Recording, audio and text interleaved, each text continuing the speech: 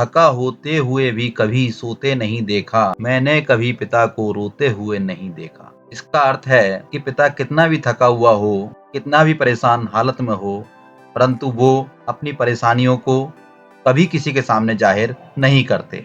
वो खुद ही अंदर घुटते रह सकते हैं, परंतु कभी अपनी औलाद पर कोई भी परेशानी जाहिर नहीं करते।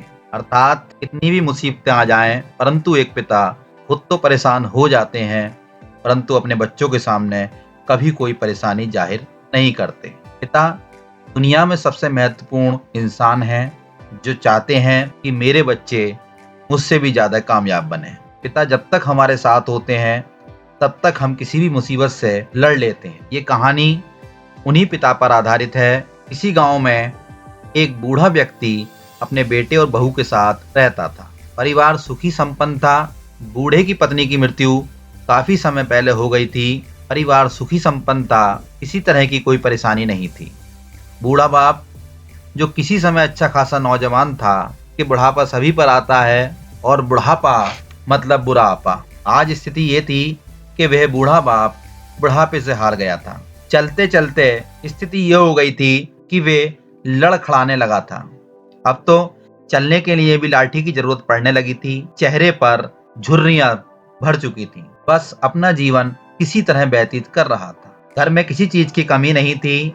भरा पूरा परिवार था। कमी थी बूढ़े के लिए तो केवल एक पत्नी की। कहते हैं पत्नी होती है तो बुढ़ापे में सहारा देती है, और बूढ़ा व्यक्ति, चाहे वो स्त्री हो या पुरुष हो, एक दूसरे से अपनी बात शेयर कर लेते हैं। सुखी संपन्न परिवार था। किसी तरह की कोई परेशानी नहीं थी। घर के अंदर एक बात बहुत अच्छी थी कि शाम को खाना खाते समय पूरा परिवार एक साथ टेबल पर बैठकर खाना खाता था। एक दिन ऐसे ही शाम को सारे लोग खाना खाने बैठे थे। बेटा ऑफिस से आ गया था। भूख ज्यादा थी, इसलिए जल्दी से खाना खाने बैठ गया। साथ में बहू और एक बेटा भी खाने लगे। साथ ही बूढ़ा पिता भी टेबल पर साथ ही बैठे थे। बुढ़ापे के कारण हाथों में कपकपाहट थी। बूढ़े पिता ने जैसे ही अपने हिलते हाथों से खाना खाना शुरू किया, बूढ़े हाथ जैसे ही थाली उठाने को हुए, थाली हाथ से छिटक गई और थोड़ी दाल टेबल पे गिर गई। टेबल के साथ साथ बूढ़े के कपड़ों पर भी वो दाल की छींटें आ गईं। बहू बेटा दोनों ही घृणा की दृष्टि से पिता की ओर देखने लगे और फिर अपना खाना खाने में लग गए। बूढ़े पिता ने जैसे ही अपने हिलते हाथों से खाना खाना शुरू किया, तो खाना कभी कपड़ों पर गिरता तो कभी जमीन पर गिरता। बूढ़े की ऐसी स्थिति देखते हुए बहू मुंह बना रही थी। बहू ने चिढ़ते हुए कहा कि हे राम, कितनी गंदी तरह से खाते हैं, मन करता है इनकी थाली किसी अलग कोने में लगवा देते हैं। बेटे ने भी बहू की बात का समर्थन किया और सिर हिलाया, परंतु नन्हा पोता ये सब मासूमियत से देख रहा था। अगले दिन पिता की थाली उस टेबल से हटाकर एक कोने में लगवा दी गई। पिता की डबडबाती आंखें सब कुछ देखते हुए भी कुछ बोल नहीं पा रही थी। बूढ़ा पिता रोज की तरह खाना खाने लगा। खाना कभी इधर गिरता कभी उधर गिरता।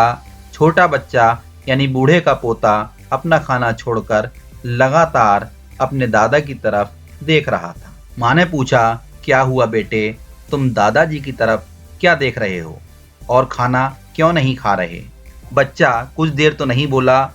फिर कुछ देर बाद बच्चा बड़ी मासूमियत से बोला कि माँ, मैं सीख रहा हूँ कि बूढ़ों के साथ कैसा व्यवहार करना चाहिए।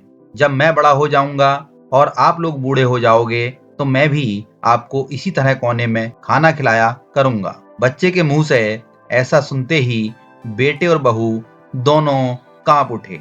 शायद बच्चे की बात उनके मन में बैठ गई थी, क्योंकि बच्चे ने मासूमियत के साथ एक बहुत बड़ा सबक दोनों को दे दिया था।